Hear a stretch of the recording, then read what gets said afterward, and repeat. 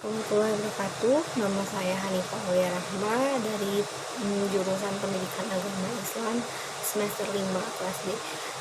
Berdirinya saya di hadapan kawan-kawan ini akan menjelaskan materi komponen-komponen kurikulum yang tidak lain adalah sudah ditugaskan oleh Ibu dosen Helna Nelis dari dosen pengembangan kurikulum berbasis literasi. Komponen-komponen kurikulum. Anatomi kurikulum diibaratkan sebagai anatomi tubuh terdiri dari komponen-komponen yang berkesesuaian dan berkaitan. Komponen-komponen kurikulum yaitu tujuan, isi, proses pembelajaran, dan evaluasi. Komponen isi sesuai dengan tujuan, proses pembelajaran sesuai dengan isi dan tujuan, serta evaluasi sesuai dengan proses, isi, dan tujuan kurikulum. Pada Undang-Undang Nomor 20 Tahun 2003 tentang Sistem Pendidikan Nasional, Pasal 35 Ayat 1 menjelaskan bahwa keempat komponen tersebut menjadi 4 dari standar nasional pendidikan, yaitu standar kompetisi kelulusan, standar isi, standar proses, dan standar penilaian berdasarkan peraturan. Keempat standar tersebut menjadi aspek utama pengembangan dalam proses perubahan kurikulum nasional, seperti perbedaan kurikulum pada tahun 2006 dengan kurikulum 2013 terletak pada pengembangan keempat komponen tersebut, sehingga PP 13 tahun 2015 menjelaskan bahwa kurikulum adalah seperangkat rencana dan pengaturan mengenai tujuan, isi, dan bahan pelajaran serta tata cara yang digunakan sebagai pedoman penyelenggaraan kegiatan pembelajaran untuk mencapai tujuan pendidikan tertentu.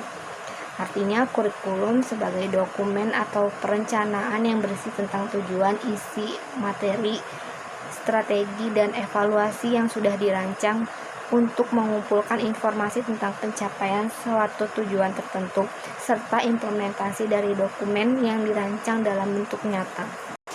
Jadi secara sempit, kurikulum adalah kumpulan mata pelajaran yang sudah direncanakan atau bagian dari rencana yang akan dilaksanakan. Maksudnya adalah kurikulum adalah kumpulan mata pelajaran atau bahan ajar atau bagian dari rencana belajar yang sudah direncanakan.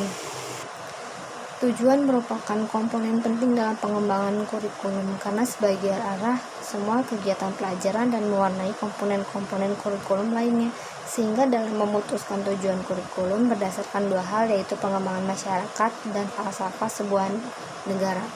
Tujuan kurikulum yang baik memiliki kesesuaian dengan pengembangan masyarakat, baik tuntutan, kebutuhan, dan kondisi masyarakat. Karena salah satu tujuan pendidikan adalah mempersiapkan peserta didik untuk hidup di tengah-tengah masyarakat, sehingga sekolah itu diibaratkan miniatur masyarakat atau masyarakat dalam bentuk taman mini menurut tafsir 2010. Tujuan kurikulum yang baik memiliki kesesuaian dengan falsafah negara, yaitu pemikiran-pemikiran dan nilai-nilai yang berlaku di sebuah negara.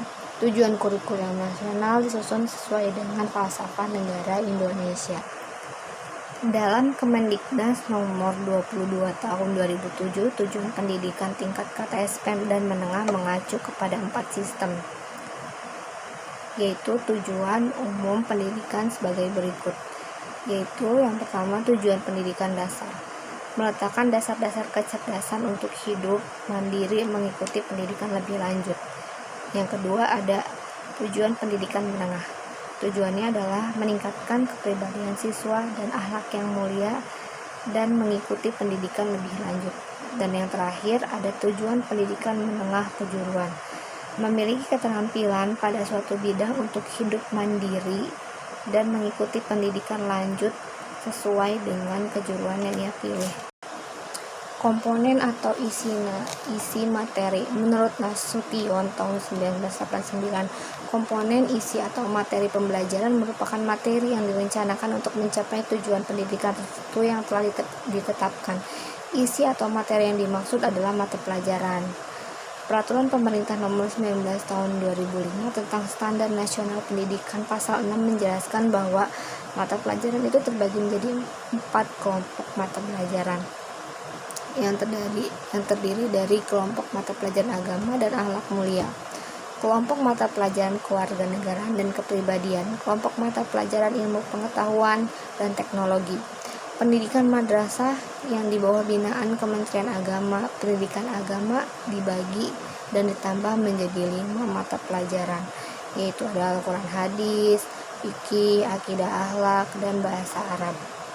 Materi-materi tersebut biasanya telah disusun secara sistematis baik dalam bentuk teori, konsep, kesimpulan umum, prinsip, prosedur, fakta, contoh gambar atau ilustrasi, definisi, terus preposisi, dan yang terakhir pastinya ada kesimpulan. Selanjutnya ada kriteria kurikulum. Bagaimana sih, apa aja sih kriteria kurikulum itu? Nah, kriteria kurikulum itu yang pertama, isi kurikulum itu harus sesuai dan bermakna bagi kehidupan siswa dan perkembangan siswa. Dan yang kedua, isi kurikulum itu harus mencerminkan kenyataan sosial, keadaan bermasyarakat. Yang ketiga, isi kurikulum harus mengandung bahan mata pelajaran yang jelas. Yang keempat, isi kurikulum juga harus menunjang tercapainya tujuan pendidikan siswa. Selanjutnya yaitu ada proses pembelajaran. Proses pembelajaran adalah komponen kurikulum ini memiliki peranan penting dalam pendidikan. Mutu proses pembelajaran ditentukan oleh kompetisi pendidik menurut Tafsir 2010, yaitu kompetisi pendidik dalam menguasai dan mengaplikasikan teori-teori, metode mengajar dan menggunakan alat pengajaran. Proses pembelajaran dalam pembahasannya sering terbagi menjadi 2, yaitu strategi pembelajaran dan media pembelajaran. Strategi pembelajaran adalah cara yang dimiliki oleh pendidik dalam proses belajar mengajar. Strategi yaitu yang digunakan dalam mengajar antara lain reception, exposition learning atau discovery learning, rote learning atau meaningful learning, dan group learning atau individual learning. Media pembelajaran adalah segala macam bentuk rangsangan dan alat yang disediakan pendidik untuk mendorong peserta didik.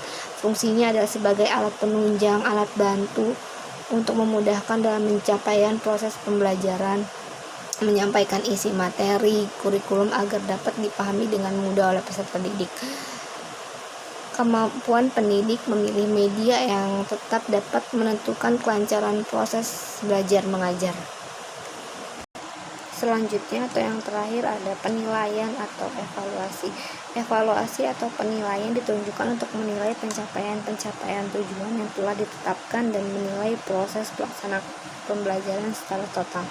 Evaluasi ini terbagi menjadi evaluasi hasil belajar mengajar, yaitu menilai keberhasilan penguasaan peserta didik atau tujuan-tujuan khusus yang telah ditentukan. Dan evaluasi pelaksanaan mengajar yaitu menilai keseluruhan pelaksanaan pembelajaran yang meliputi evaluasi komponen, tujuan mengajar, bahan mengajar, strategi mengajar, media pengajaran, serta komponen evaluasi mengajar tersendiri menurut Sukma Dinata nomor tahun 2009.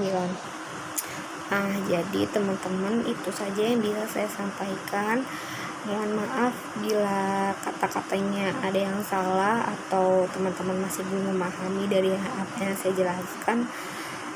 Selanjutnya bisa kalian bertanya pada kelompok kami untuk pertanyaan-pertanyaan atau istilah-istilah yang masih kalian bingung tentang materi komponen-komponen kurikulum ini. Semoga bermanfaat. Wabillahi taufiq wal hidayah. Wassalamualaikum warahmatullahi wabarakatuh.